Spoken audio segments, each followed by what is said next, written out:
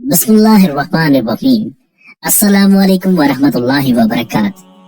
محترم ناظرین، آج کی اس ویڈیو میں ہم آپ کو بتائیں گے کہ وہ کون سے 3 اوقات ہیں جب ایک مسلمان عورت اللہ تبارک و تعالیٰ کے بے حد قریب ہوتی ہے۔ نیک اور پاک دامن عورت پر تہمت لگانا کیسا ہے، اس پر بھی بات کریں گے۔ ناظرین، سب سے پہلے بات کرتے ہیں کہ کسی نیک بخت عورت پر تہمت لگانا یعنی کسی عورت کے بارے میں ایسی جھوٹی بات کہنا کہ جو اس عورت میں نہ پائی جاتی ہو، تو پھر اس کی سزا کیا ہے۔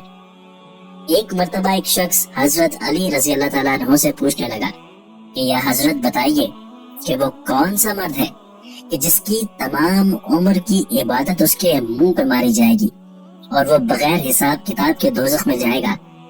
بس جیسے ہی یہ پوچھا گیا تو حضرت علی رضی اللہ تعالیٰ عنہ نے فرمایا کہ اے بندہ خدا، یاد رکھنا کہ میں نے اللہ کے رسول صلی اللہ علیہ وآلہ وسلم سے سنا ہے کہ جو مرد کسی عورت پر تہمت لگاتا ہے تو اللہ اس مرد کی ساری نیکیاں اس کے منہ پہ دے مارتا ہے اور اللہ کے فرشتے اس پر مسلسل لعنت بھیجتے ہیں اور یوں وہ دنیا میں رسوا ہو جاتا ہے اور آخرت میں کسی بھی نیکی کا صلہ نہیں پاتا۔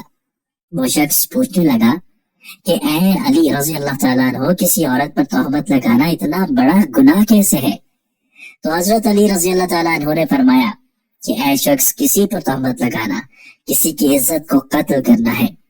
یاد رکھنا کہ اللہ کے نزدیک جیسے کسی انسان کو قتل کرنا ایک بدترین گناہ ہے، ویسے ہی کسی پر تہمت لگانا اس کی عزت اور شخصیت کو قتل کر دینے کے برابر ہے۔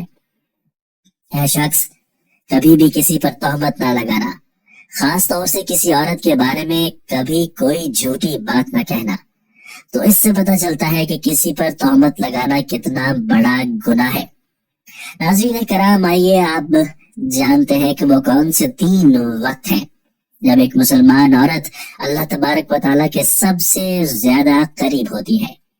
پیارے ناظرین، ایک مرتبہ حضرت علی رضی اللہ تعالیٰ عنہ سے پوچھا گیا کہ اللہ تبارک و تعالیٰ کے سب سے زیادہ نزدیک کون ہے؟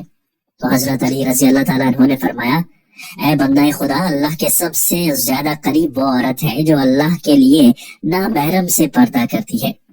اے بندے، یاد رکھنا کہ اللہ سبحانہ و تعالیٰ نے عورت کو رحمت کا مجسمہ بنایا ہے تاکہ وہ ہر گھر کو اللہ کی رحمت سے بھر دے۔ میں نے اللہ کے رسول صلی اللہ علیہ وآلہ وسلم سے سنا ہے کہ اللہ نے ہر عورت کے لیے ایک فرشتہ مقرر کیا ہے تاکہ وہ عورت کے دل کی آواز کو سنے اور فوراً اس کی دعا کو اللہ کے دربار میں پہنچا دے۔ لیکن افسوس تو یہ ہے کہ جب ایک عورت بے پردگی اختیار کر کے زندگی گزارتی ہے تو فرشتے اور اللہ کی رحمت عورت سے دور ہو جاتی ہے اور یوں عورت دکھ اور تکلیف کا شکار ہوتی جاتی ہے۔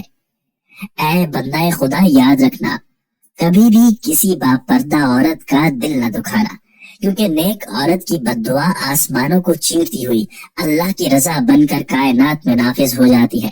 سبحان اللہ۔ تو ناظرین، حضرت علی رضی اللہ تعالیٰ عنہ کے فرمان سے ثابت ہوتا ہے کہ عورت جب باپردہ حالت میں ہوتی ہے تو وہ اللہ تبارک و تعالیٰ کے بے حد قریب ہوتی ہے۔ ناظرین کرام، ایک عورت کا اللہ کے قریب ہونے کا دوسرا وقت وہ ہوتا ہے جب وہ پردے کی حالت میں رہتے ہوئے اپنے گھر کے اندر نماز ادا کرتی ہے۔ ایک مرتبہ حضرت ام حمید رضی اللہ تعالی عنہا رسول اللہ صلی اللہ علیہ وآلہ وسلم کے پاس آئیں اور عرض کرنے لگی، یا رسول اللہ صلی اللہ علیہ وآلہ وسلم، میرا جی چاہتا ہے کہ میں آپ صلی اللہ علیہ وآلہ وسلم کے ساتھ نماز پڑھوں۔ مسلمان بھائی بہنوں، اس سے بڑی کوئی خواہش ہو سکتی ہے کہ نبی کریم صلی اللہ علیہ وآلہ وسلم کی امامت میں نماز پڑھنے کا موقع مل جائے؟ مگر آگے کی بات بھی غور سے سنیے گا۔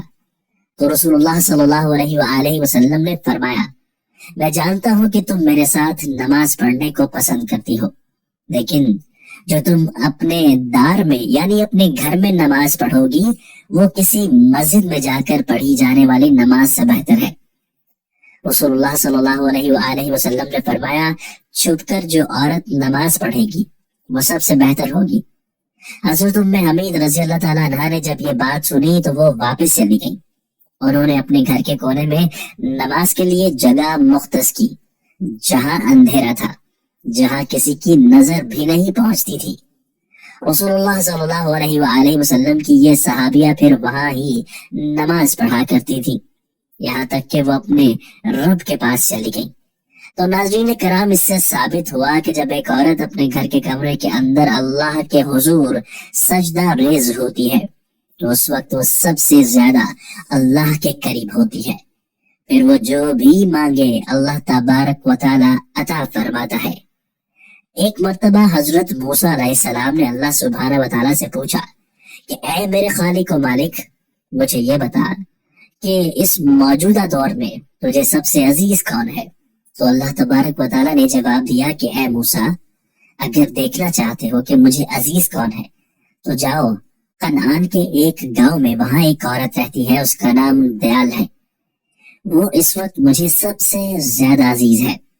حضرت موسیٰ علیہ السلام کے دل میں یہ بات پیدا ہوئی کہ میں بھی اس اللہ کی عزیز بندی کی زیارت کروں، دیکھوں تو آخر وہ ہے کون اور ایسے کون سے عمل کرتی ہے کہ جس کی وجہ سے وہ اللہ کو عزیز ہے۔ حضرت موسیٰ علیہ السلام چلتے رہے، اس گاؤں میں پہنچے تو کیا دیکھتے ہیں کہ ایک ٹوٹا ہوا گھر ہے۔ اس ٹوٹے ہوئے گھر میں ایک عورت رہتی ہے جس کے نہ ہاتھ ہے، نہ پاؤں ہے، اور نہ ہی آنکھیں ہیں، نہ ہی کان، صرف ایک زبان ہے جو اللہ سبحانہ و تعالیٰ کا شکر ادا کر رہی ہے۔ حضرت موسیٰ علیہ السلام نے دیکھا اور دل ہی دل میں کہا کہ اے میرے پاک پروردگار، تو نے اس عورت کو کسی نعمت سے نہیں نوازا، پھر بھی یہ تیرا شکر ادا کر رہی ہے۔ بس موسیٰ علیہ السلام کا یہ سوچنا تھا کہ وہ عورت کہنے لگی، اے موسیٰ، تو اللہ کا نبی ہوگا، لیکن میرے اللہ کے لیے یہ نہ کہو کہ اللہ نے مجھے کچھ نہیں دیا۔ اللہ نے مجھے جو کچھ دیا ہے میں تو اس کا شکر بھی ادا نہیں کر سکتی۔ تو حضرت موسیٰ علیہ السلام نے پوچھا کہ وہ کیسے، یعنی اللہ نے آپ کو کیا دیا ہے؟ تو وہ عورت کہنے لگی کہ اے موسیٰ، اگر اللہ مجھے قدم دیتا اور میں ان قدموں سے چل کر باہر جاتی تو یقیناً گناہ کرتی، لیکن اللہ مجھے عزیز رکھتا ہے، اس لیے ایسے تمام گناہوں سے بچا لیا۔ اگر مجھے ہاتھ دیتا تو شاید کہ میں اللہ کی مخلوق پر ظلم کرتی، اللہ نے مجھے ان گناہوں سے بھی بچا لیا۔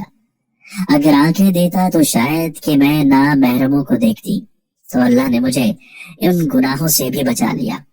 اگر اللہ مجھے کان دیتا تو شاید میں گانا بجانا سنتی، غیبت سنتی، اس لیے اللہ سبحانہ و تعالیٰ نے مجھے ان گناہوں سے بھی بچا لیا۔ صرف مجھے ایک زبان دی ہے تاکہ میں اس زبان سے اس کا شکر ادا کر سکوں، اور اللہ سبحانہ و تعالیٰ نے میری روح کی آنکھوں کو اتنا منور کر دیا ہے کہ میں نے کبھی تمہیں دیکھا ہی نہیں، پھر بھی میں تجھے پہچانتی ہوں۔ تو اب بتاؤ کہ میں اس کریم اور رحیم اللہ کا شکر کیوں نہ ادا کروں؟ تو یہ سب سن کر حضرت موسیٰ علیہ السلام رونے لگے اور کہنے لگے کہ تمہارا ایمان تمہیں اللہ کے قریب کرتا ہے۔ تو ثابت ہوا کہ اگر اللہ کسی عورت پر کوئی آزمائش ڈالتا ہے تو اسے چاہیے کہ اس آزمائش پر راضی ہو جائے اور ہمیشہ اللہ کا شکر بجا لائے، کیونکہ ایسی عورت جو آزمائشوں کے باوجود اللہ کی شکر گزار ہوگی، پھر یہی وہ وقت ہے جب وہ اللہ تبارک و تعالیٰ کے بے حد قریب ہو جاتی ہے۔ اللہ تبارک و تعالیٰ سے دعا ہے کہ نیکی کی بات کو سننے، سمجھنے اور اس پر عمل کرنے کی توفیق عطا فرمائے، آمین۔